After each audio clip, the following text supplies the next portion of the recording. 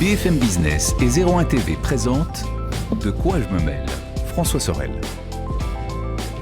Bonjour à toutes et à tous, très heureux de vous retrouver comme chaque week-end, vous le savez, à la fois sur 01 TV, sur la chaîne YouTube de 01 TV, sur 01net.com et sur BFM Business le dimanche matin pour De quoi je me mêle, votre rendez-vous tech du week-end.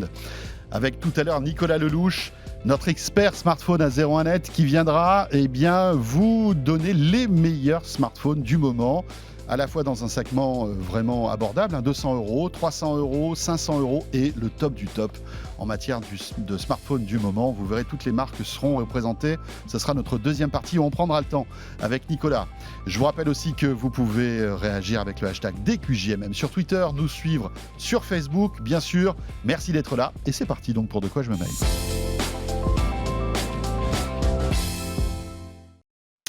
Et De quoi je me mêle pour sa première partie revient sur l'actu chaude du moment. L'actu de ces derniers jours, c'est le club de la presse IT. Et c'est avec Raphaël Grabli cette semaine. Salut Raphaël. Salut François. Ravi de te retrouver. Raphaël, journaliste, vous le savez, à BFM Tech. Et l'Express est dignement représenté aussi avec Emmanuel Paquette. Bonjour François. Bonjour Emmanuel. On va commenter l'actu donc de cette semaine et on va commencer par Apple qui s'apprête à dégainer de manière assez surprenante, c'était pas trop prévu, une keynote là qui va arriver dans quelques jours, Raphaël. C'est vrai que c'est une keynote, on ne sait pas franchement ce qu'il y aura, je pense qu'il y aura quelques surprises, sincèrement, parce que, alors, il y a un acquis, ce sera sur les iPads, donc je rappelle, Apple a officialisé la keynote, donc mardi 20 avril, ça doit être 19h, j'ai plus en tête, je pense que oui, c'est ça, 19h, à suivre 19h, sur 01 TV comme d'habitude. Et a priori, il y aura quand même quelques produits. Alors, selon les rumeurs, en fait, ce sera une keynote assez, on va dire, rempli en annonces. Voilà. Apparemment, ils ne vont pas être radins en annonces. Il devrait y avoir donc quelques nouveautés. Alors, évidemment, ce qui est attendu, il y a une sorte de consensus sur la rumeur sur les nouveaux iPad Pro avec 2 nouveautés. Alors, pas grand-chose au niveau esthétique. On va retrouver ce qui fait l'iPad Pro, le succès de l'iPad Pro, c'est-à-dire, alors, depuis l'année dernière, le double module caméra. Bien sûr, le LiDAR aussi. Le LiDAR, moi, ce que j'adore, c'est le Magic Keyboard, l'accessoire. Alors, ce sera vendu en plus, évidemment. C'est 150 €, je crois. Mais ce qui fait qu'à l'usage, on peut en faire un 150, tu dis, je crois que c'est beaucoup plus cher. Attends, tu sais quoi, pendant que tu parles, je vais aller voir. Le Magic Keyboard, je pense qu'on peut avoir une super... oui, alors peut-être 250... Non, mais c'est pas plus de 200 €. On va voir, vas-y, c'est pas grave. Pour moi, c'est entre 150 et 200, mais je te laisse regarder. 339, monsieur. 339 €. Ouais, exactement. Bon, voilà.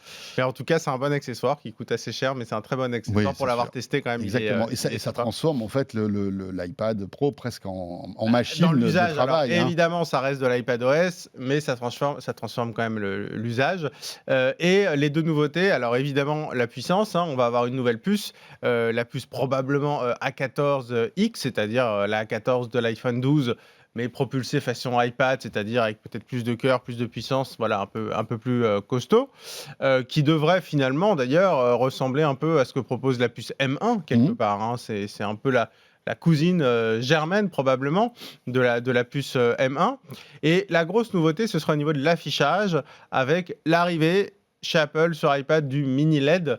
Alors le mini LED, du coup, ce serait pas de l'OLED, mais on se rapprocherait de cette techno, en fait. Puisqu'on reste sur la techno LCD, mais on reste sur une techno proche du LCD, mais pas de l'OLED non plus. On devrait quand même gagner en contraste, en luminosité. Ce qui fait aussi le point fort de l'OLED qu'on retrouve sur le mini LED, c'est quand même une bonne gestion énergétique, donc peut-être aussi un gain en puissance, mais ça veut dire un iPad Pro vraiment itératif par rapport à l'iPad Pro 2020, pas de grosses nouveautés. Mais voilà, ce sera utile pour ceux qui veulent acheter un iPad Pro et qui attendent un petit peu. Alors, on suppose que du coup, les prix ne devraient pas franchement augmenter, mais heureusement, parce que tu disais l'accessoire, donc 350 €. Alors, écoute, je suis en train de regarder parce que 900. Voilà, il y a des prix un peu bizarres parce qu'il y a plusieurs accessoires en fait officiels d'Apple. Ça dépend de la taille, évidemment. Voilà, alors, petite rumeur aussi, on ne sait pas trop si justement cet affichage mini LED, ce serait uniquement pour le grand format, le 12,9 pouces. Ou pour les 2, c'est-à-dire le 11 pouces. Donc ça, on verra aussi mardi soir. Et puis, des questions autour des surprises. Alors, est-ce qu'on aurait enfin les AirTags Alors moi, j'ai beaucoup été, on va dire, un peu circonspect par rapport à ces AirTags. Je me suis dit: «Oh, ça fait des ans, des Rappelons que années». c'est ces petites balises Bluetooth. Alors hein. des petites balises Bluetooth, moi ça fait des mois, je me dis: «Mais non, ces AirTags, ça ne va jamais arriver. Franchement, qu'est-ce qu'Apple va aller faire là-dedans?»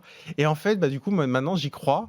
Ça y est, t'as changé Non, d'avis. mais j'y crois pour 2 raisons. D'abord, au niveau du timing, parce que Apple a lancé la fonction localisée et l'a ouverte aux tiers, donc on a l'impression qu'Apple veut vraiment avancer là-dedans. Et que tu disais balise Bluetooth, mais balise aussi ultra wideband, c'est-à-dire avec la puce U1 qui permet de localiser avec bien plus de précision en se servant de tout l'écosystème Apple, enfin pas tous les produits, mais notamment les iPhones de moins de 2 ans et l'Apple Watch Series 6. Et je me dis le timing serait bon parce que du coup, ça fait 2 ans, 1 an et demi qu'on a les premières puces U1 vraiment dans l'iPhone et que finalement, on commence à avoir, on va dire, un maillage qui est vraiment important. Et donc, j'avoue que j'y croyais pas. Et ben là, je me dis, Là, tu changes d'avis. je suis en train de changer d'avis et je me dis, bah oui, peut-être qu'Apple va présenter ces fameux AirTags. Bon, Emmanuel, toi aussi qui es un fin connaisseur un peu de tout ça, qu'est-ce qu'on peut attendre à ton avis de cette keynote qui Alors, fait un peu il y surprise, a- hein, c'est ce qu'on disait tout à l'heure. Oui, alors déjà, c'est la 3e fois qu'ils font une conférence à cette période de l'année. Il y en a une l'année dernière, mais qui était en conférence, hein, forcément en visio, celle-là Oui, aussi. Hein, qui était un petit d'ailleurs. peu plus tôt dans l'année, je crois. C'était plutôt en mars, non? Moi, je me Oui, souviens, alors- j'y avais assisté, Et c'était en puis, plein ce qu'ils avaient confinement. fait aussi, c'est qu'ils avaient dévoilé, ils avaient fait une série de communiqués de presse quasiment tous les jours, Oui, oui, hein, c'est vrai. aussi pour dévoiler des produits. Exactement. Ils avaient exactement. pris ce format-là. C'est vrai. Alors, c'est une période qui est un petit peu plus Ouais. dure que celle qu'on vit Oui, actuellement. c'est ça, aussi. exactement. Après, il y a 2 attentes. Une qui semble très très probable, qui est la mise à jour d'iOS. Alors pourquoi cette mise à jour est importante ? C'est celle qui va susciter le plus en gros, de levée de bouclier des annonceurs. Alors, c'est la mise à jour d'iOS Oui.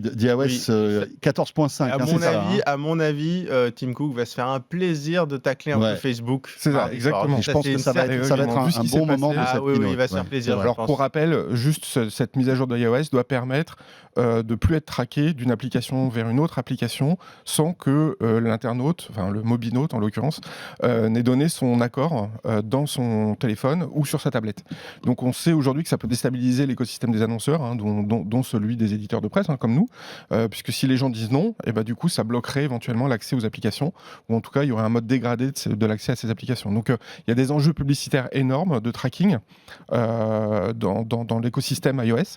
Donc ça c'est quelque chose qui est vraiment à voir, alors qui n'est pas du tout dans du hardware, hein, on est dans du soft, mais en l'occurrence les répercussions sont potentiellement énormes. Et puis l'autre chose, alors probablement ce ne sera pas dévoilé là, mais c'est Bloomberg estime qu'il devrait y avoir un nouvel Apple TV qui intégrerait la fonction HomePod qui a disparu, tu sais, le HomePod, Ah oui, ça aussi, celui de bas de gamme a disparu, Effectivement. donc qui pourrait rentrer dans l'Apple TV avec une caméra et puis donc un système de speaker basé sur Siri sur lequel on pourrait faire des demandes à l'Apple TV. Alors Bloomberg dit que il serait pas totalement prêt, Apple ne serait pas totalement prêt pour le mois de mars, mais ça serait courant d'année 2021. Donc c'est éventuellement la suite de l'Apple TV, puisqu'il n'y a pas eu grand-chose depuis un certain temps. Hein. Moi, après, je serais assez étonné sur le côté caméra parce qu'Apple fait vraiment très attention à la protection de la vie privée.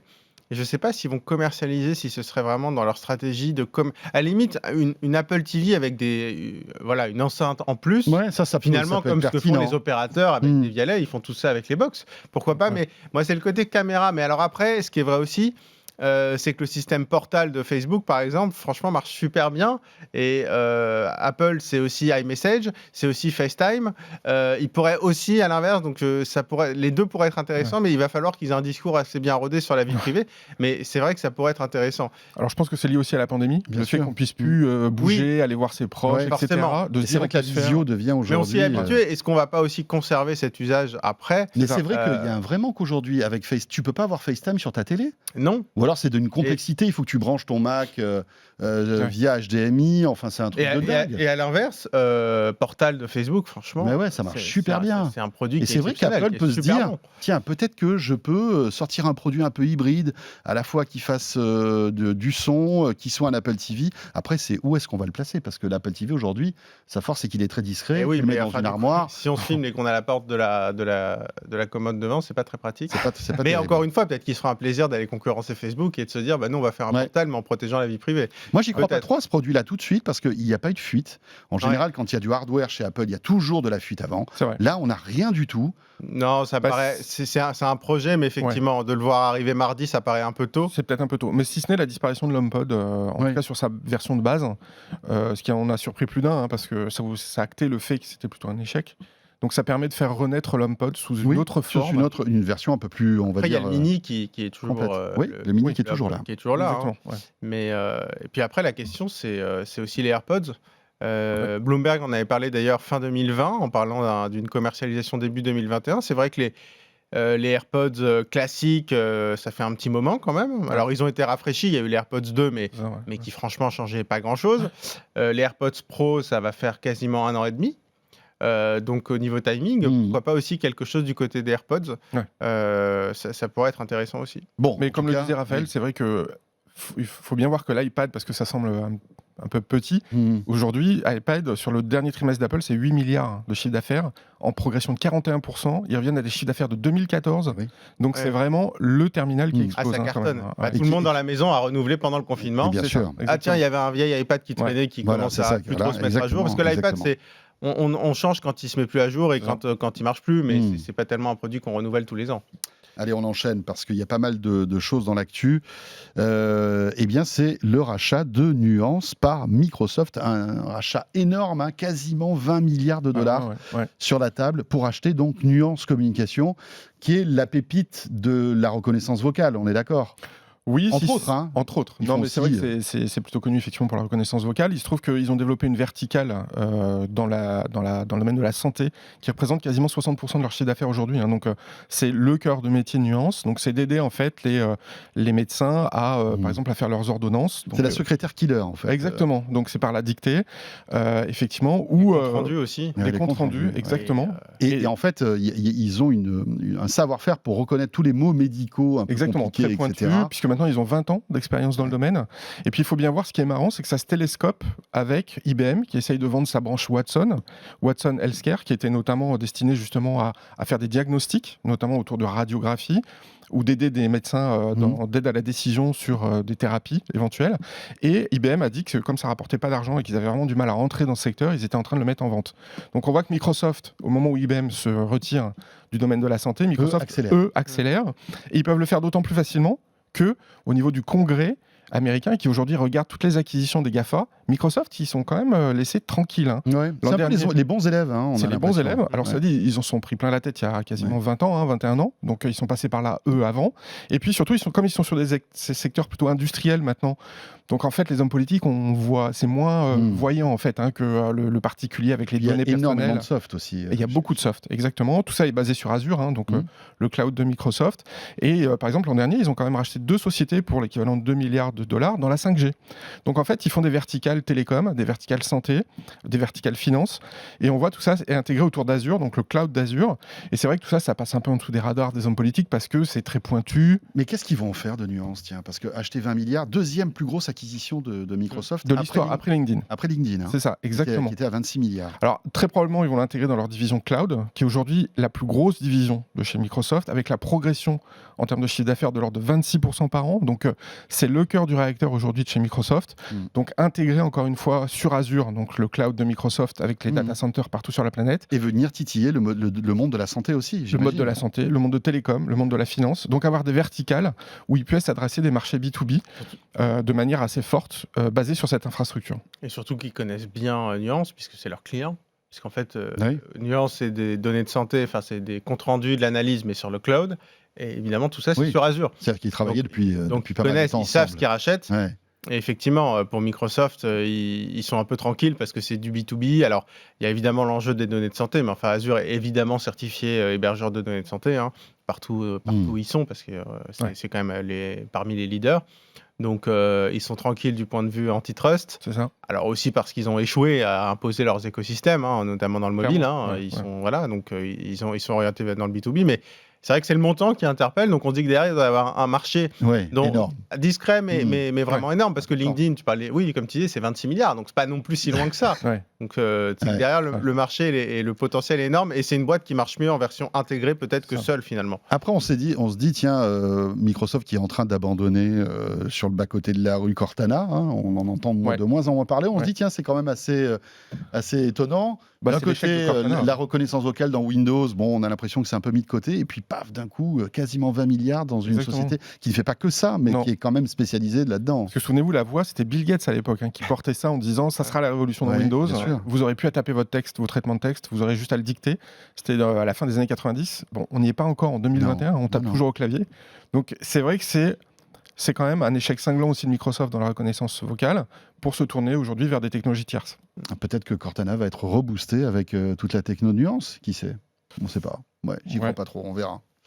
Allez, on enchaîne avec maintenant le monde du jeu vidéo. Epic Games, qui, vous le savez, est une énorme entité qui a énormément de jeux, et notamment le fameux Fortnite, qui a suscité la polémique il y a quelques mois de cela, avec, vous le savez, la bataille féroce entre Apple d'un côté et Epic Games et Fortnite de l'autre. Fortnite qui a levé beaucoup d'argent, Emmanuel. Ouais, $1 milliard, donc sur une valorisation proche des 29 milliards de dollars, donc c'est quand même énorme. Et puis dedans, dans le tour de table, on retrouve Sony. Qui a mis 200 millions. Qui a mis 200 millions. En revanche, Tencent, le groupe chinois qui est au capital, qui aurait 40% de Fortnite, de Epic, eux n'auraient pas remis au pot. Très probablement parce que vu les tensions entre la Chine et les États-Unis, je pense que c'est pas le bon moment. Ils font attention, donc je pense qu'ils préfèrent ne pas suivre. Ça va être intéressant de voir ce qui se passe. Est-ce que petit à petit ils vont partir en fait d'Epic? Ouais, ce serait étonnant quand même parce que Epic, il faut savoir qu'il y a deux branches. Il y a celle qu'on connaît avec Fortnite, donc les jeux vidéo, et puis l'autre branche qui est le moteur Unreal Engine. Voilà, Unreal Engine, et qui aujourd'hui équipe la plupart des grands jeux. Donc Sony est en train de sécuriser en fait un approvisionnement aussi de ce moteur pour ses jeux en propre sur la PlayStation notamment. Donc c'est vrai que c'est plutôt smart, plutôt malin de la part de Sony. Et puis derrière, il y a ce qu'on appelle le metaverse, c'est-à-dire que intégrer d'autres choses à l'intérieur du jeu, notamment des concerts. Il faut savoir que dans Sony, on a quand même Sony Music. Donc ce serait pas idiot de voir des artistes de Sony Music arriver dans le monde de Fortnite, par exemple. Comme par exemple Warner Music a mis du cash dans Roblox, un autre monde virtuel, et a commencé à pousser ces artistes dans le monde de Roblox pour faire des concerts virtuels. Donc on voit que c'est le nouveau champ maintenant des majors de la musique de rentrer dans le jeu vidéo. Et puis il y a la PlayStation 5 aussi, bien sûr. Donc on peut imaginer pas mal de choses. Raphaël? Ce qui est intéressant, c'est de voir ce qu'est en train de créer Epic Games, alors notamment avec Fortnite, c'est-à-dire cette sorte de méta-univers, parce que là, on le voit derrière nous, mais on a des personnages notamment de Star Wars, donc c'est des licences qui normalement ne vont pas comme ça s'immiscer chez d'autres, mais Fortnite est devenu tellement fort, tellement puissant, que Marvel, alors Disney en fait, il va à fond, et cette notion de méta-univers, c'est-à-dire cet univers qui va regrouper finalement un peu tous les autres, ça pourrait placer Epic Games dans une situation absolument exceptionnelle. Epic Games, alors peut-être que c'est la boîte qui réussira à faire ce qu'on a voulu faire avec Second Life il y a quelques années, mais avec à l'arrivée un modèle économique absolument performant, parce que ce qui manque à cet univers virtuel, à ces univers virtuels, c'est la monétisation, et Fortnite a réussi à faire ça, a réussi à convaincre les gens de dépenser des milliards de dollars en ligne pour s'acheter des tenues virtuelles, des danses virtuelles, c'est-à-dire vraiment à vivre une vie virtuelle en dépensant de l'argent. Et c'est le point de départ. Et grâce à ça, ils vont pouvoir, en tout cas, aller beaucoup, beaucoup plus loin. Et finalement, ce modèle de méta-univers, c'est-à-dire un univers virtuel qui n'est plus uniquement un jeu vidéo, un jeu de tir, mais où on a des concerts, on a tout, évidemment, ça se valorise, mais alors de façon monumentale. Et moi, je pense que finalement, ce que veut faire Epic Games, c'est faire ce que voulaient faire les créateurs de Second Life, mais en version 2021, et qui rapporte beaucoup d'argent. On pensait que la mésaventure Apple, Epic Games, allait donner un coup à Epic. Finalement, ils s'en sortent bien. Bon, alors, rappelons quand même l'histoire. Cette commission de 30% sur tous les achats in-app sur les iPhones. Quelque part, on voit bien justement dans cette volonté de créer le méta-univers, entre guillemets, qu'Epic Games ne peut pas accepter une commission de 30% sur tout cet univers-là. Non, mais on pensait qu'en se retirant de l'écosystème Apple, ça allait être compliqué pour eux. Finalement, ils lèvent toujours ils ont perdu une partie de leurs joueurs, notamment sur iPhone, mais après, effectivement, ils sont tellement forts. Il faut avoir le courage de faire ça. Ils avaient surtout les reins solides, effectivement. Oui, ils ont les reins solides, et puis je pense qu'ils voulaient entraîner plein de sociétés derrière eux. Il y a un mouvement de fond. Ça a marché, ça ou pas? Il y a eu Spotify quand même, au niveau européen en tout cas. Et puis il y en a d'autres qui ont suivi. Il y a eu de mémoire Match.com, le site de rencontres. Donc en fait, il y a quand même une coalition anti-Apple qui commence à monter. Enfin, Apple et puis d'ailleurs Google aussi, puisque il y a aussi quand même cette situation-là chez Android. Ça fait aussi un peu changer le braquet d'Apple sur des entreprises qui faisaient moins de... Alors, combien de moins d'un million. Ouais, Ils sont passés de 30 à 15%. C'est ça. Mais bon, alors c'est très malin de la part d'Apple, parce que ça concerne, je pense, 80... Alors en fait, ça concerne concerne 98% des développeurs, mais en chiffre d'affaires, C'est ça. peanuts. c'est peanuts, donc Bien c'est sûr. très bien. Ouais. Mais finalement, c'est pas mal, ça concerne vraiment du monde, donc Ouais, ça ouais. change quand même la vie de beaucoup de développeurs. Ouais. Après, la différence, c'est que là où Spotify, Netflix, ils s'étaient dit on va simplement empêcher les gens de s'abonner via l'appli, via l'App Store, c'est-à-dire on dit vous créez votre compte sur votre ordinateur et ensuite vous venez utiliser l'appli sur Apple, sur votre iPhone. Epic Games, ça a été beaucoup plus loin parce qu'ils ont enfreint les règles de l'App Store en disant non, vous allez vous abonner via votre iPhone, mais sans l'App Store, ce qui est illégal. Et donc, ils se sont fait bannir leur application, ce qui n'est pas le cas des autres. Donc, Epic Games, ça a été beaucoup plus loin. Oui. Et il y a le procès qui va commencer le 3 mai. Et ça va être très intéressant de regarder ça parce que derrière, ça va être forcément un cas d'école. Ça risque de durer un moment, non, ce procès? Ouais, ça risque de durer un moment, sauf si Apple fait des concessions, parce qu'ils ont commencé à faire des petites concessions quand même, pour montrer, comme le disait Raphaël, que finalement ils sont plutôt ouverts, même si ça leur coûte pas grand-chose en l'occurrence, mais en tout cas ils ont fait un petit pas en avant. Donc, Oui, et puis en termes d'image, c'est pas terrible pour Apple. c'est pas terrible. Non. C'est plutôt en général une bonne, un bon retour. Ils de la essaient, part bien des sûr. Oui, utilisateurs, mais bon, c'est après, clair. c'est vrai que sur les 30% de commission, il Ouais. faut rappeler que c'est la commission un peu standard qui est Ouais, tout, c'est y clair. compris. Alors, je sais plus à combien ils sont.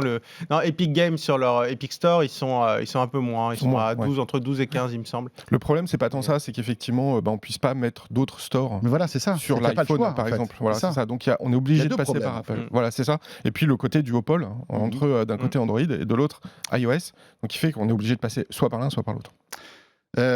Tiens, on parlait de milliards tout à l'heure, ça continue aussi les milliards, hein. Et il y a toujours Sony dans la danse, sauf que cette fois-ci, c'est pas Sony qui donne 200 millions à Epic, c'est Sony qui va en recevoir 1 milliard de la part de Netflix. De Netflix, effectivement. Alors, pour les fans de l'univers Marvel, qui veulent voir tous les Marvel sur Disney+, bah tant pis, ils pourront pas voir Spider-Man sur Disney+, alors que c'est une licence Marvel. Hein. Mais il se trouve qu'effectivement, Sony, donc tous les Spider-Man passés et les futurs, seront directement sur Netflix. Donc on voit aujourd'hui quand même que Netflix est obligé de sécuriser des noms, des grands noms, des grandes franchises, et peut pas tout laisser partir chez Disney, chez HBO par exemple, Ouais. qui est en train de reprendre le Avec la Warner, le etc., catalogue de bien Warner. sûr. Donc on voit qu'ils sont en train de mettre de l'argent sur la table parce que eux-mêmes essayent de pousser leur création de super-héros, mais ça marche moyennement. Il y a eu Umbrella Academy par exemple, mais qui n'est pas encore du niveau de Marvel. Donc on voit qu'ils, malgré tout, ils dépendent encore des studios, même s'ils essayent d'en Ils défendre veulent de moins en moins. sécuriser aussi des grosses licences, hein, parce Exactement. que chez Sony, bon, il y a Spider-Man, mais il y a d'autres blockbusters. Hein. Oui, alors il y a Venom. C'est un Marvel aussi. C'est ça. Mais il y en a d'autres, oui, effectivement. Donc, alors, qu'est-ce qu'ils achètent là? Ils achètent la possibilité de diffuser ces films-là C'est ça. lorsqu'ils sortiront? En exclusivité, donc sur le bas de catalogue, enfin sur l'ancien catalogue, et puis sur les nouveautés qui vont arriver. Donc c'est sécuriser le passé et puis l'avenir. Donc c'est plutôt malin de la part de Netflix, même si c'est un gros chèque quand même qu'il a fallu faire à Sony. Ouais, en fait, c'est 1 milliard, mais c'est beaucoup plus d'argent finalement, parce que je crois que c'est des deals qui s'écoulent sur plusieurs années. Voilà, Netflix est obligé, comme le disait Emmanuel, de se diversifier et ne peut pas compter que sur ses propres productions. Parce qu'on voit par exemple que Friends va bientôt partir, en tout cas en France, Oui. où c'est peut-être déjà le cas, parce que HBO Alors, c'est parti aux reprend. États-Unis, il me Voilà. semble, Ouais, et en c'est ça. France, ça l'est encore. Pour Voilà, le moment, et c'est encore, exactement. mais ça dépend des pays, évidemment. On imagine que quand HBO Max va arriver en France, ils vont enlever ça de chez Netflix. Donc voilà, il faut que Mais- Netflix arrive à essayer d'avoir le maximum de contenu. Mais on parlait de duopole pour Apple et Google, pour iOS, Android. Moi, je pense qu'on va arriver à un duopole aussi avec Netflix et Disney. Et que tous les autres, HBO Max, voilà, tous les dizaines d'acteurs, ça va être quand même très compliqué parce qu'à un moment, les clients, c'est bien gentil, mais on peut pas mettre 50 euros on va pas par mettre mois, 50 euros par ça, mois c'est pour clair. des films. Et encore, en Donc- France, on a MyCanal en plus. Et en France, on a MyCanal qui est assez fort, mais ce qui est cher. Je veux dire, si on fait. Alors, du coup, pour le moment, MyCanal, par exemple, puisque tu en parles, il y a des deals avec Disney où ça fait qu'on paye quasiment pas Disney+. Mais si on veut avoir, sans ces deals-là, et si on raisonne en matière de prix, alors Disney+, qui est évidemment sous-pricé, entre guillemets, puisqu'ils sont en conquête, mais on voit ce qui se passe avec Netflix. Une Oui, fois petit qu'ils vont à avoir... petit. On va tous arriver, ils vont tous arriver vers ces 15 euros par mois. En gros, ça va être ça, ça va être du 15 euros par mois pour une famille. Donc, pour une famille, ce sera deux services maximum. Donc, clairement, à mon avis, d'ici quelques années, on va arriver à du Netflix versus Disney. Et je pense que les autres vont devoir revendre leur catalogue parce qu'on n'a pas la place pour 50 plateformes. Et je pense que... Et encore, là, tu parles pas du sport. Parce qu'il y a encore un investissement supplémentaire pour tout le foot. Moi, c'est la grosse question que je me pose. Est-ce que le sport va rester complètement distinct de tout ça, ce qui est le cas aujourd'hui? C'est complètement étanche. Mais on voit quand même que chez Amazon, le sport se rapproche. Que d'ailleurs, ce qui est intéressant... Wimbledon arrive sur Amazon. Voilà, Roland-Garros. Et ce qui est intéressant, c'est de voir aussi les documentaires sur Netflix et Amazon sur les sportifs. Là, il y a notamment, alors je ne sais plus sur quelle plateforme, une série sur Serena Williams, mais il y a aussi les coachs sur Netflix qui a cartonné. Il y a les épisodes, enfin, il y a le doc sur Varane, sur Griezmann. Enfin, je veux dire, le monde du sport fait vraiment envie à Netflix et Disney. Après, et c'est Amazon. Un autre modèle, c'est du live. Et toutes ces plateformes justement, mais on sent que le sujet les titille beaucoup. Oui, bien sûr. Donc la question, c'est est-ce que ça va un jour se fusionner? Mais le jour où ils ouvrent la boîte de Pandore du live, ça va tout changer. Je pense qu'ils veulent pas. Ils veulent pas. Ben non, parce que après, il faut acheter les droits par pays. Ça veut dire des montants et des factures à payer extrêmement importantes. Donc c'est compliqué. Le seul à le faire, c'est Disney avec ESPN. ESPN aux États-Unis qui n'existe pas en France. ESPN+, donc qui est le pendant de Disney+ pour le sport en direct, est fusionné aujourd'hui dans une offre avec Hulu, Disney+ et ESPN+, mais juste aux États-Unis. Finalement, la Ligue 1, en gros, c'est 1 milliard. C'est comme Spider-Man, voilà. C'est comme Sony. Non, mais c'est vrai, c'est le même prix. Par pays. Mais c'est ça. C'est alors que juste, la Ligue 1, en France... Enfin, la Ligue 1, c'était avant avec Mediapro. Je pense que ça va coûter beaucoup moins cher. Ouais, on sera pas loin, je pense. Mais bon, on sera peut-être à 800 millions. Là, DAZN en Italie, ils ont mis 1 milliard avec Télécom Italia. Donc, pour les droits de la Ligue la différence, c'est que Spider-Man, en France, aux États-Unis, en Inde, ça cartonne. Nîmes-Rennes. Attention, un terrain glissant. Attention, tu es sur un terrain glissant. Non, mais voilà, disons que c'est un peu moins safe. Sur Pyrénées, tout va bien. Vous coupez ce qu'on a dit avant. Non, on coupe pas, c'est pas grave. Non, j'adore Nîmes et j'adore Rennes. Bon, voilà, très bien. Bon, messieurs, merci. Passionnant tout ça. Merci beaucoup Emmanuel Paquette, journaliste à l'Express. Et bien sûr Raphaël Grabli de BFM Tech. Merci à tous les deux. Ce De quoi je me mail revient dans un instant avec Nicolas Lelouch, que vous connaissez. Il va venir avec ses smartphones, Nicolas, et il va nous faire sa petite sélection de printemps. 200 €, 300 €, quel est votre budget? Il vous donnera les meilleurs rapports qualité-prix. Ce sera dans quelques instants. À tout de suite. De quoi je me mêle sur BFM Business et 01 TV.